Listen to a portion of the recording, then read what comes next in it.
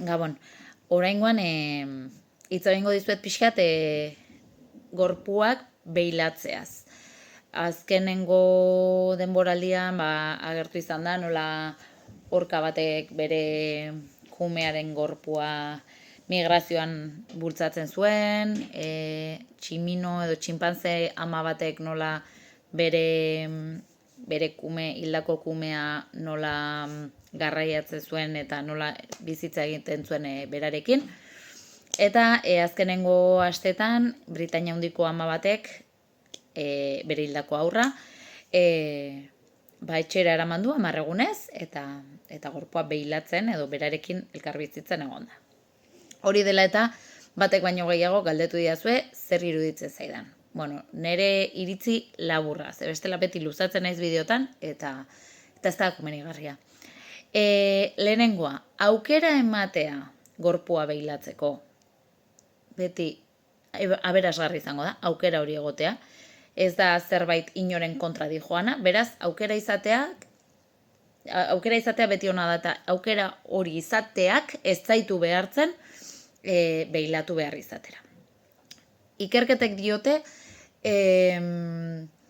gorpuarekin, aurrarekin, aur jaio berri batekin bizirik dagoen aur jaio berri batekin egiten diren gauzak, lehenengo bainua, lehenengo pardela, lehenengo arropa janztea egitea onuragarria dela. Beti ere, argi baldin badaukagu, naiz eta onartua ez, argi daukagun gorpua dela. Hau da, zoritxarrez dagoeneko hilda dagoela.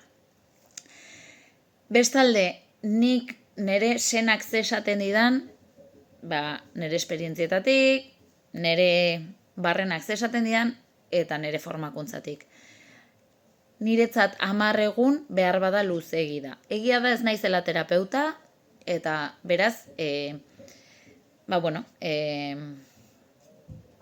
terapia gisa ez dakit. Baina prebentzio modura nik esango nuke ondo ikusten dudala 24 bat ordu, esan nahi dut, denbora finito bat, ez dadila luzeegia izan, 24 bat ordu batetik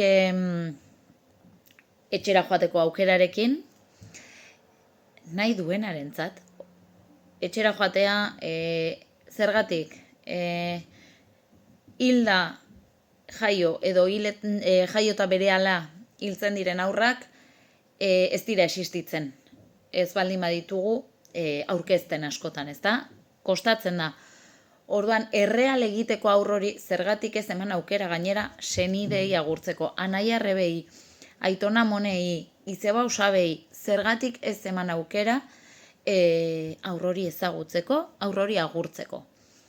Eta, esaten genuena, lehenengo momentuko, oheratu, goxo abestu, aukera horiek egin, etxean senidekin argazkiak atera alizatea eta bar. Horretarako, estatu mailan bultzatzen egon izan diren, eta imaginatzen dut jarraitzen duten, kunas frias, zehazka hotzak, behar dira. Etxera joan edo ospitaletan egin ahal izateko. Beraz, esandakoa, niretzat aukera egotea ezinbestekoa da, ez dela derrigorrezkoa, osasun mentala tarteko egon behar duela, eta denbora finito batean, zergatik ez onuragarria barkatu izan daitekela. Luzeegi egitekotan, niretzat arriskua legoke, bigarren dolu bat pasa behar izateko.